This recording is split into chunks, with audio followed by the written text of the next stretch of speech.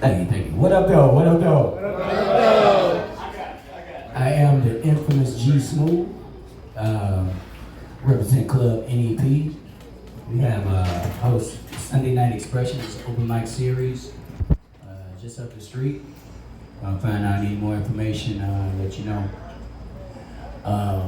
This poem I'm about to do is a true story. Change the name of the innocent and the guilty to protect themselves.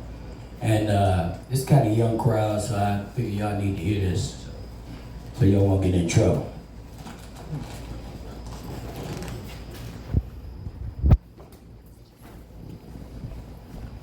This is called Plastic Man.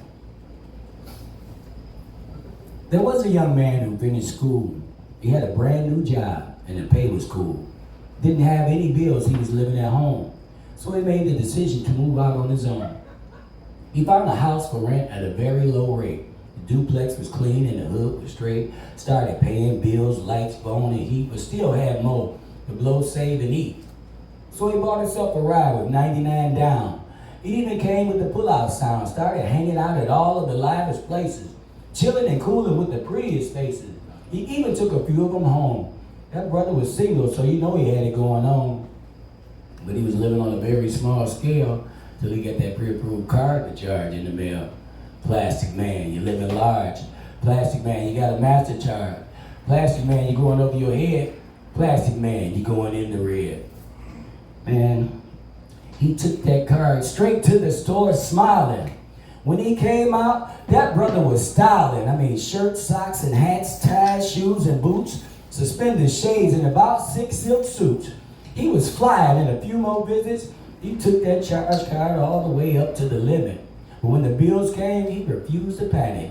In fact, he paid off the balance because he could manage.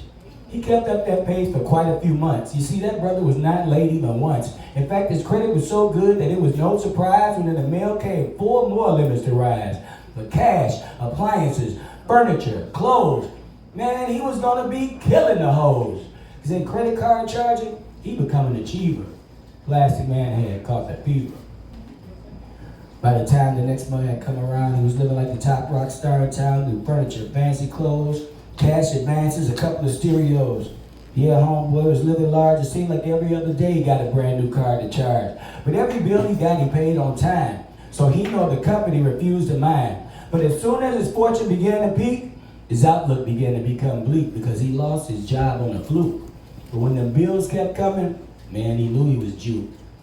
But still he refused to admit defeat until his bank account had become depleted. And then with no friends to lend the end or income coming in, he knew he couldn't win. From there, things went from bad to worse. Plastic man thought that he was surely cursed. His monthly payments became late. He tried to tell the companies that they would have to wait. Bill collectors ringing his phone every day, threatening him to send his pay. Overdue notices, unpaid rent. When he did make a payment on the balance, it didn't even make a dent. The only thing it did was to make them mad. It said, send us them charge cards cut up in half. Then send all your other charges back and maybe you can get yourself back on track. So he sent back everything that he's charged, but the finance rate kept the balance large. And after that, he became depressed because 2 weeks later, his car was repossessed. You see, he was losing everything. Nobody was jocking. It seemed everybody thought he had started crack rocking. Bill collector stopped calling his home because that shit got disconnected from home. Then they cut off the lights and heat, and before he knew it, his ass was out on the street. He knew he wasn't going through heaven. 3 weeks later, he filed for Chapter 11. You see, he had given up and didn't know what to do. He didn't have anyone around to turn to. He felt depressed and alone, so he made that decision to move back home. They took him back, retaught him self-respect. He got a new job, and creditors garnished his check. Man, it took him years to get out of the hole, but soon that brother began to regain control. You see, to the recovery road, he was back on the trail. And one day, he got a letter in the mail. When he read it, he thought it was kind of funny because it said, you've been pre-approved for a whole lot of money, man. He ripped up that letter, threw that shit in the trash, and to this very day, only bags with cash. It's too bad things had to become so drastic for the man who was known as Plastic. but there's a lesson learned for his mistake. Whatever you do, whatever it takes, just remember, it's easier done than said. Don't get plastic fever and go over your head, because as sure there is a heaven above, you dig yourself a hole you will never get out of. You better tear up them charge cards while you can. Don't you ever become a plastic man. Plastic man, you're living large. Plastic man, you got a master charge. Plastic man, you're going over your head. Plastic man, you're going in the red. That's that piece, y'all. Come on, dude. Yeah!